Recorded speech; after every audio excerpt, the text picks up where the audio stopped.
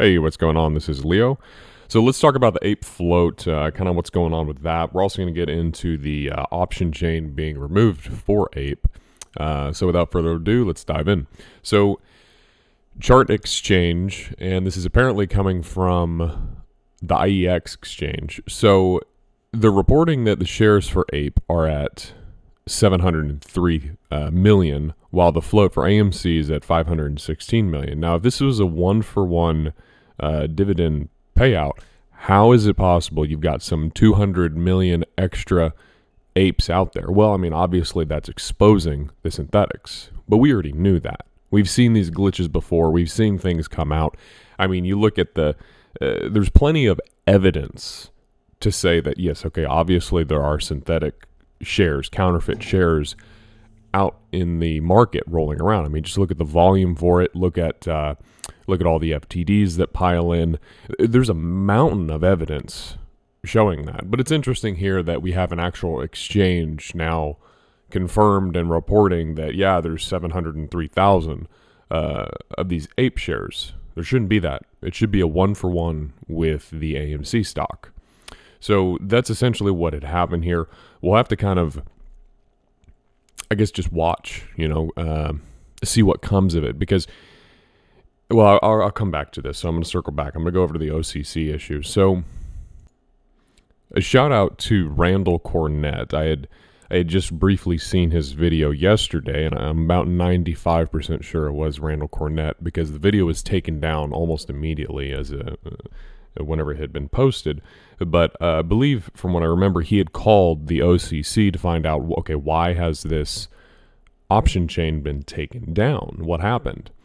And the lady on the phone had responded that, we've been getting a lot of calls about this, yada, yada. But essentially what happened is another exchange was challenging the legality of the option chain, the legality of APE. Interesting. So why would an exchange, and what exchange, would be challenging the legality of an option chain on a stock? Market maker. The same guy who's been causing all these problems, right? So why does the market maker care? Well, I suspect that...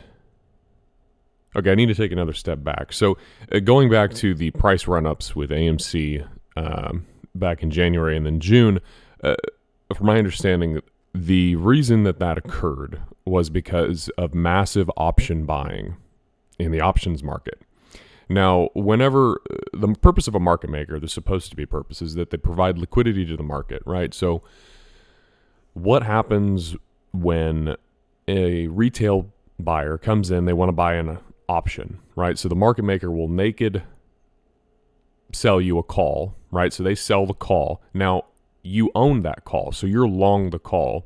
If the market maker is short the call and that position becomes extremely large, the hedge for that is to buy the underlying stock. That's what essentially drove up the price, because they actually had to go out on the open market and buy real shares in order to hedge for their position. They couldn't just print synthetics to hedge. So what I suspect happened here and why they're pulling the option chain is, I think that it was a similar situation that was about to play out, that they couldn't buy enough APE shares. They couldn't get the shares because, I mean, from my understanding, a lot of retail hasn't even received all of their shares yet. So if you have an option chain on APE and you have a lot of retail buyers coming in and buying long calls, the market maker has an obligation to fulfill those orders.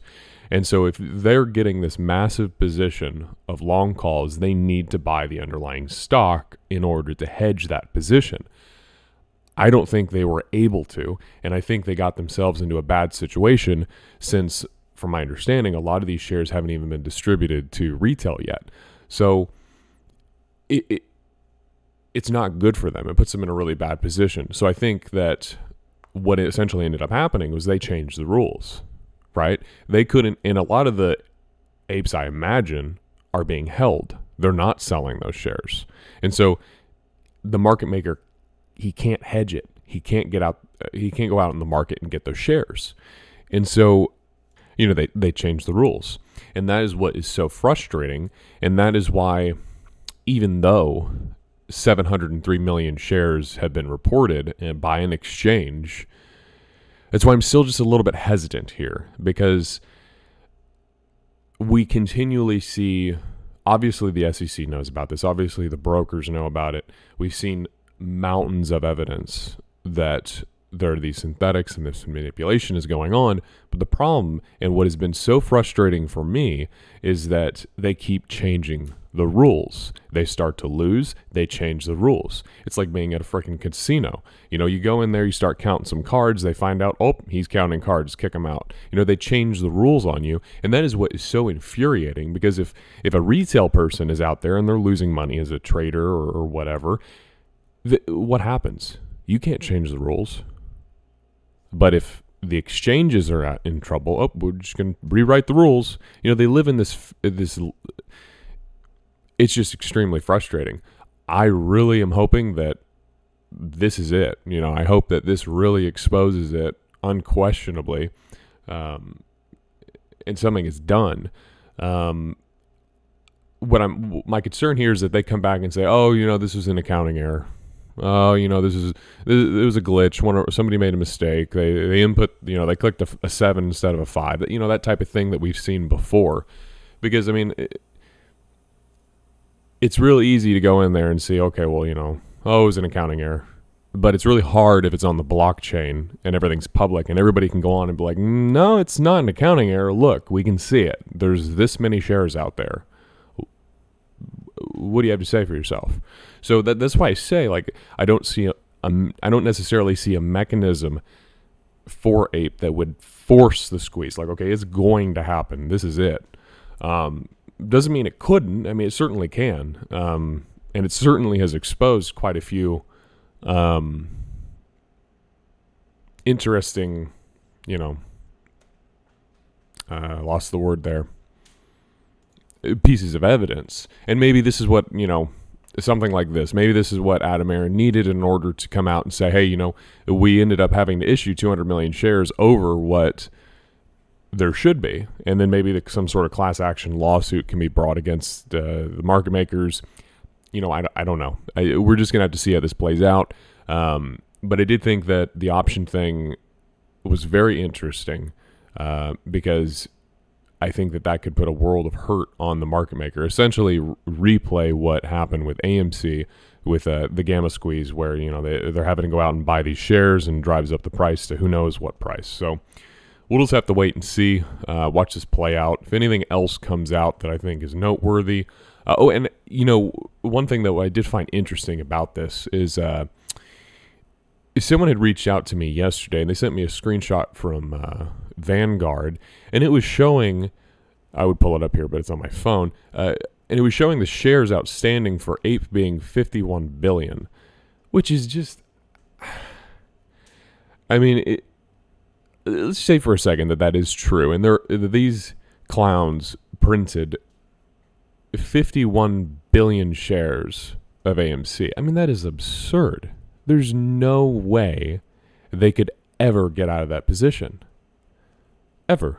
I mean, there's no way that the world would be able to pay that off if it were to just rip it, excuse me, in a regular market.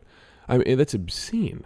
So I really, you know, at this point, I really have no idea how many synthetics there could be. I am 100% positive there are synthetics, but what the result of this is going to be, I don't know. It's hard to say because they keep changing the rules of the game. So anyway, until next time, I'll talk to y'all soon.